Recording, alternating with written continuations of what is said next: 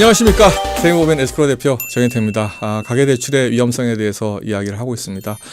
이자율이 실질적으로 상승하고 있고, 그 다음에 연체 비율이 높아지고 있고, 그 다음에 서민금융일수록 사금융을 이용하고 있는 분들의 연체 비율이 상당히 전년 대비 높아지고 있다라는 개념을 설명을 했습니다. 결국은 어떻습니까?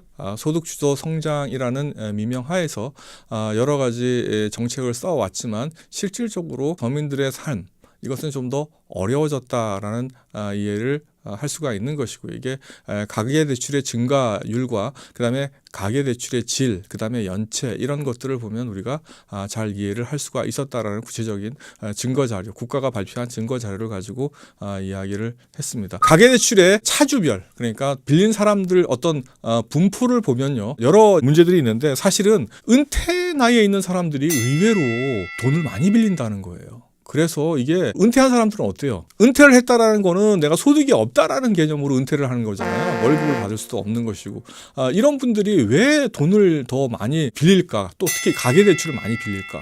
생각해보면 아마도 뭐 내가 지금 자영업을 해야 되겠다라는 둥, 또 뭐 내가 이걸 가지고는 뭘 할 수가 없으니, 먹고 살 수가 없으니 진짜 빌려서 먹고 살아야 되겠다는 둥, 뭐 이런 사람들이 더 많이 있다라는 것입니다. 이제 한국 금융연구원 내에서 이제 1등급부터 이제 신용 3등급까지 신용 등급이죠. 분석에 따르면은 총 이제 고신용자 대출이요, 전체 잔액에서 차지하는 비중이 어느 정도 될까요?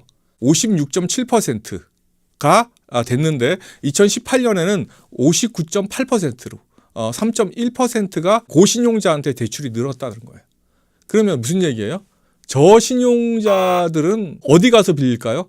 전체적으로는 그런데 한국금융연구원 내 이제 가계부채연구센터에서 이제 얘기한 거는 어떻습니까? 금융기관만 가지고 얘기한 거예요. 그죠? 그렇다 보니까 지금 신용 등급이 낮은 사람들은요, 대출 안 해준다는 얘기잖아요. 그럼 이 사람들 어디로 가요? 네, 사금융에 가겠죠. 그러니까 금융기관들은 점점 더 금융 심사를 강화해가지고 등급이 높은 사람들한테 빌려주는 비중이 엄청나게 높아지고 있다는 거. 그러니까 가난한 사람 돈 빌릴 때 없습니다. 극단적으로 얘기하면요, 신용 위험을 부담을 하면서 은행이 국가에 뭐 특별히 예를 들어서 보증서를 받는다든지 그런 상황이 아니면 빌려주지 않겠다라는 개념으로 이해를 하시면 돼요. 그리고 제가 말씀드렸듯이 60% 이상의 차주 비중이 엄청나게 확대되고 있다. 2015년 말에요, 60세 이상이면은요, 은퇴한 나이잖아요. 16.7%였는데요.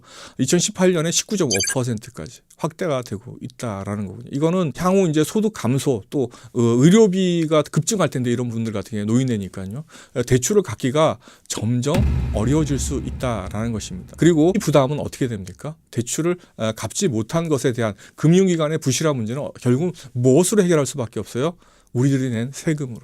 그 세금은 누가 냅니까? 물론 돈 많은 사람들이 뭐 많이 내겠지만 어떻게 돼요? 대부분은 우리가 지금 근로소득자들, 근로소득에 대해서 뭐 여러 가지 과세를 많이 하고 이런 세금으로 이거를 메꿀 수밖에 없는 것이고요. 이걸 못 메꾸면 어떻게 돼요? 미래 세대의 부담으로 국채라든지 이런 거를 발행을 해서 미래 세대의 부담으로 이어질 수밖에 없는 상황이다. 그리고 지금 현 정부가 어떻습니까?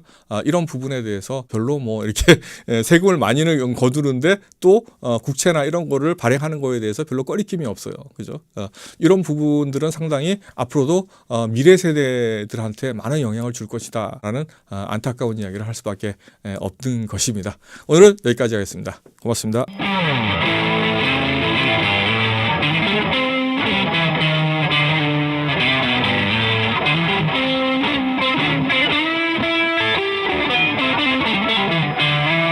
비 내리던 밤이었는데 젖어있는 가로등 불빛 아래서 흔들리는 내 눈빛을 보았네. 운명적인 사랑일까?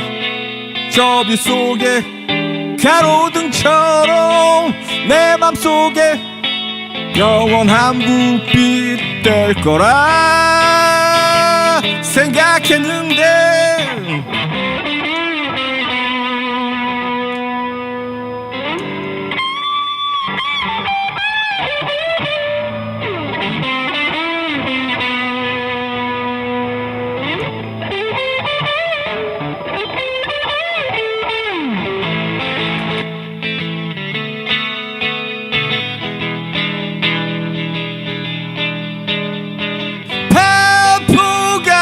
그 사랑 잊을 수 없는 사랑 다시는 돌아갈 수 없는 그 시절 우리 사랑 아직도 그리움 가득한 그 밤 내 사랑